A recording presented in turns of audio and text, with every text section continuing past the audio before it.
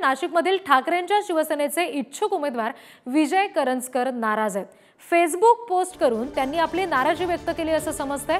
जशी जशी आता उमेदवारांच्या नावाची घोषणा होत चालली आहे तसं प्रत्येक पक्षामध्ये अशा पद्धतीचं हे नाराजी नाट्य समोर येताना पाहायला मिळतंय।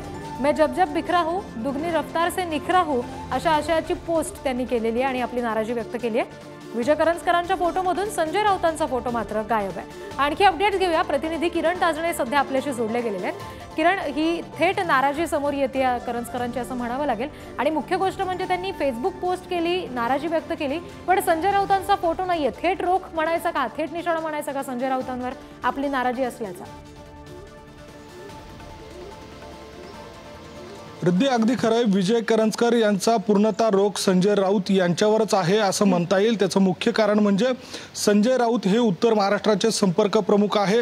ज्या ज्या वेळेला संजय राऊत नाशिकमध्ये येत होते त्यावेळेला विजय करंजकर हे अगदी त्यांच्या डाव्या किंवा उजव्या बाजूला दिसायचे। मात्र नंतरच्या काळामध्ये संजय राऊत यांच्या संदर्भामध्ये विजय करंजकर यांनी एकही शब्द काढलेला नाहीये। विशेष म्हणजे काही दिवसांपूर्वी उमेदवारी न दिल्यानंतर त्यांनी जी पत्रकार परिषद घेतली त्या पत्रकार परिषदेमध्ये देखील संजय राऊत यांच्यावरच त्यांचा रोख असल्याचं बघायला मिळालं आणि जी पोस्ट आता सध्या केलेली आहे ती देखील चर्चेत आलेली आहे।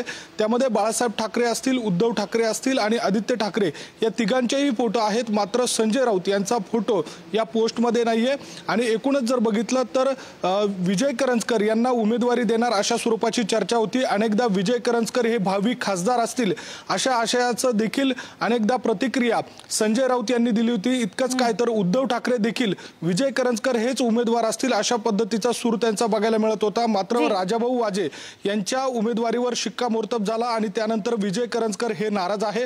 उद्या विजय करंजकर हे उद्धव ठाकरे यांची मातोश्रीवर जाऊन भेट घेणार आहे।